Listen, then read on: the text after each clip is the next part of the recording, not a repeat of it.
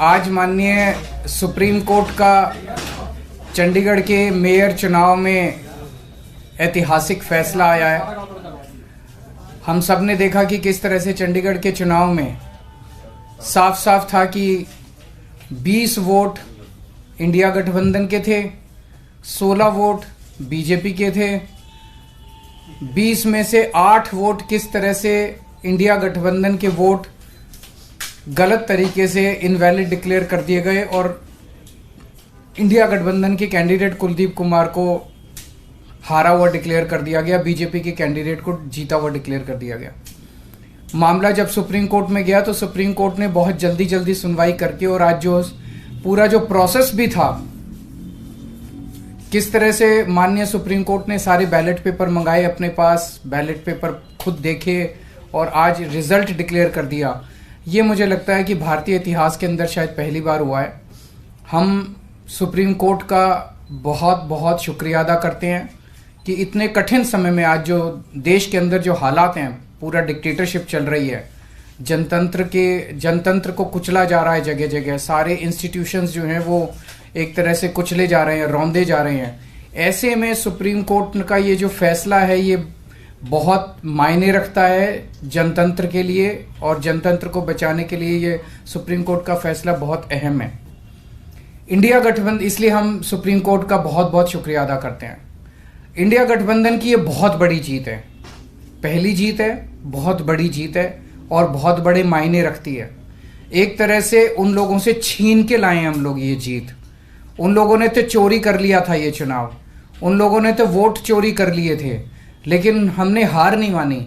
हम आखिरी समय तक लड़ते रहे, संघर्ष करते रहे और अंत में हमारी जीत हुई। तो ये पूरे देश के लिए, इंडिया गठबंधन के लिए बहुत बड़ी जीत है और बहुत बड़ा संकेत देती है देश को। जो लोग कहते हैं कि बीजेपी को हराया नहीं जा सकता, बीजेपी को हराया जा सकता है, एकता से हराया जा सकता है, अच्छी प्लानिंग और स्ट्रेटेजी से हराया जा सकता है और मेहनत से हराया जा सकता है। ये इस चुनाव के नतीजों ने साबित कर दिया। तो मैं इंडिया गठबंधन के सभी पार्टनर्स को बहुत बहुत इसके लिए बधाई देता हूं। चंडीगढ़ के लोगों को बधाई देता हूं, जिनको चंडीगढ़ के लोगों की एक तरह से जीत हुई। चंडीगढ़ के लोगों ने तो नतीजा यही दिया था कि भाई इंडिया गठबंधन का कैंडिडेट मेयर बनना चाहिए, लेकिन उन्होंने चोरी कर लिया चुनाव। तो एक तरह से जनता की हार हो गई थी, लेकिन अब जनता की जीत हुई है और पूरे देश की जीत हुई है। पूरे देश ने देखा कि किस तरह से बीजेपी ने यह चुनाव चोरी किया। इस चुनाव में 36 वोट थे टोटल, बीजेपी के, कांग्रेस के, आम आदमी पार्टी के, अकाली दल के 35 काउंसलर और 1 मेंबर ऑफ पार्लियामेंट, 36 वोट थे।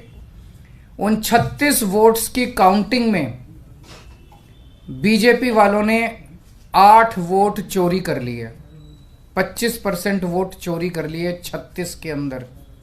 सोचो, अभी कुछ दिन के बाद देश का बड़ा चुनाव होने वाला है, उसमें 90 करोड़ वोट हैं। अगर ये 36 वोट में से 25% वोट चोरी कर सकते हैं, 90 करोड़ वोटों में ये कितने वोटों की चोरी करेंगे, सोच के भी रूह कांप उठती है, रोंगटे खड़े हो जाते हैं। सुनते तो थे कि बीजेपी वाले गड़बड़ करते हैं, सुनते तो थे कि बीजेपी वाले बदमाशी करते हैं, वोटों की चोरी करते हैं, पर कभी कभी मन खराब थी कि चंडीगढ़ के चुनाव के वक्त सीसीटीवी कैमरे लगे हुए थे और सीसीटीवी कैमरों के अंदर इनका सारा का सारा रंगे हाथों ये लोग पकड़े गए, सारा इनका कुकर्म पकड़ा गया। इससे साफ जाहिर है कि कितने बड़े स्तर के ऊपर ये वोटों की चोरी करते हैं। अब बड़ा मसला ये है, पूरे देश को सोचना पड़ेगा कि अगर जनतंत्र नहीं बचेगा तो कुछ नहीं बचेगा। आज जितनी कॉन्फिडेंस के साथ ये कह रहे हैं 370 सीट आएंगी, 370 सीट आएंगी, एक तरह से देश के लोगों को चैलेंज कर रहे हैं ये लोग कि तुम्हारे वोट की जरूरत नहीं है हम लोगों को, हमारी तो आ रही है 370 सीट। तुम्हारे वोट की जरूरत नहीं है हम लोगों को, हमारी तो आ रही है 370 सीट। अगर उन्हें इतना कॉन्फिडेंस है 370 सीट का, कहां से आ रहा है ये कॉन्फिडेंस? कुछ तो गड़बड़ कर रखी है इन्होंने। और जिस देश, अगर किसी देश के अंदर चुनाव के पहले पार्टियां साफ साफ कहना चालू कर दे हमें वोट की जरूरत नहीं है, हमें लोगों की जरूरत नहीं है, उस देश के अंदर फिर जनतंत्र बहुत बड़ा खतरे में है। पूरे देश को मिलके 140 करोड़ लोगों को मिलके जनतंत्र को बचाना पड़ेगा। इससे ये भी साफ है ये लोग चुनाव जीतते नहीं हैं, ये लोग चुनाव चोरी करते हैं। आज ये पूरे प्रकरण ने, चंडीगढ़ के पूरे चुनाव ने इन लोगों को बेनकाब करके पूरे देश के अंदर बेनकाब कर दिया। इन लोगों ने दूध का दूध और पानी का पानी हो गया। मैं फिर से एक बार इंडिया गठबंधन को बहुत बहुत बधाई देता हूं और माननीय सुप्रीम कोर्ट को बहुत बहुत शुक्रिया अदा करता हूं। अगर एक दो क्वेश्चंस आपके हैं तो। 3 पार्षद भी बीजेपी में चले गए, वो भी एक बड़ी चीज है कि इनका पूरा षड्यंत्र क्या था, कि षड्यंत्र था कि हमारे अब पार्षदों को तोड़ेंगे। ये चुनाव, जैसा मैंने कहा कि पहले तो पूरी कोशिश करते हैं ईवीएम में धांधली कर दो, इसमें धांधली कर दो, किसी भी तरह से चुनाव जी, अगर हार जाएं तो फिर ये काउंसलर्स को तोड़ना चालू कर देते हैं, एमएलए को तोड़ना चालू कर देते हैं, सरकारें गिरानी चालू कर देते हैं, ईडी लगा देते हैं, सीबीआई लगा देते हैं, पैसे की गड्डियां फेंकते हैं उनकी तरफ, सब तरह से तोड़ने की कोशिश करते हैं। ये जनतंत्र थोड़ी है। सर इस चुनावों ने दिखाया कि कैसे अगर आम आदमी पार्टी और कांग्रेस मिल जाए तो बीजेपी को हरा सकते हैं। मैंने अभी यही बोला, तो क्या पंजाब में भी आप इस पर, ये मैंने बोला कि किस तरह से अगर हम सारे लोग इकट्ठे हो जाएं, इंडिया गठबंधन के इस चुनाव ने एक बहुत बड़ा मैसेज दिया है। जो लोग कहते हैं कि बीजेपी को हराया नहीं जा सकता, बीजेपी को हराया जा सकता है अगर हम संगठित हो जाएं, एक हो जाएं, स्ट्रैटेजी से काम करें और मेहनत करें, हम बीजेपी को हरा सकते हैं। हमने ये चुनाव में हरा के दिखाया है। पंजाब में सोचेंगे दोबारा से? नहीं, वो स्ट्रैटेजी जीतने की स्ट्रैटेजी है, आप उसमें चिंता मत करो, उसमें जीतेंगे। अभी कई सारे राउंड्स ऑफ डिस्कशन हो चुके हैं और काफी अंतिम स्टेज पे बाकी चीजें पहुंच चुकी है। बहुत जल्दी अनाउंस होगा उनके साथ गठबंधन। आपने पंजाब का क्लियर कर दिया, अकेले बाकी सारी चीजों पे बात हो रही है, बाकी सारे स्टेट्स में बात हो रही है और कई सारे राउंड्स ऑफ डिस्कशन हो गए हैं। काफी अच्छी बातचीत चल रही है और काफी एडवांस्ड स्टेज पे है। बहुत से आपके साथी हैं जो इंडिया अलायंस की बस में चढ़े तो थे लेकिन धीरे धीरे उतरने की कोशिश कर रहे हैं। सबका अपना अपना वो है। मैं आज आपको लगता है कि उनको देख आज के जो रिजल्ट उनको उम्मीद जगी होगी और वो वापस आ सकते हैं? जो लोग देश को बचाना चाहते हैं उन सब लोगों का इंडिया गठबंधन में स्वागत है। सर आपको लग रहा है लार्ज स्केल रिगिंग भी लोकसभा के समय ये अपोजिशन को, इंडिया ब्लॉक को अब डर है, जिस तरह का पिछले कुछ दिनों में घटित हुई हैं चीजें?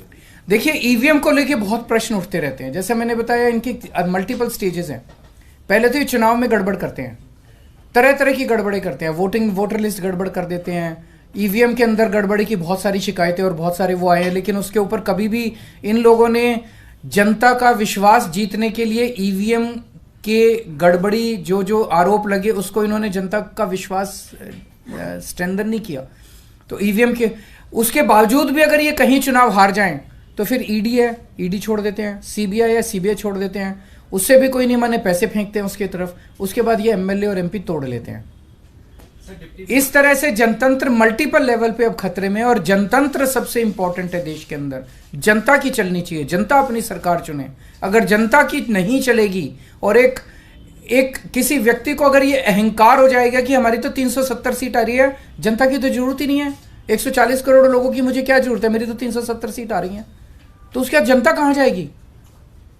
जनता अपना घर बैठे, वो कह रहे हैं कि जनता घर बैठे, हमें तुम्हारी जरूरत नहीं है। डिप्टी मेयर और सीनियर डिप्टी मेयर का भी होना है, उसमें कितने आश्वस्त? उसका मैं डिटेल्स पता करके बताऊंगा, क्योंकि मुझे नहीं पता अब लीगल क्या पोजीशन है। मेयर डिप्टी मेयर का चुनाव कराता है, तो चूंकि वो मेयर नहीं रहा, उसने चुनाव कराया, वो भी दोबारा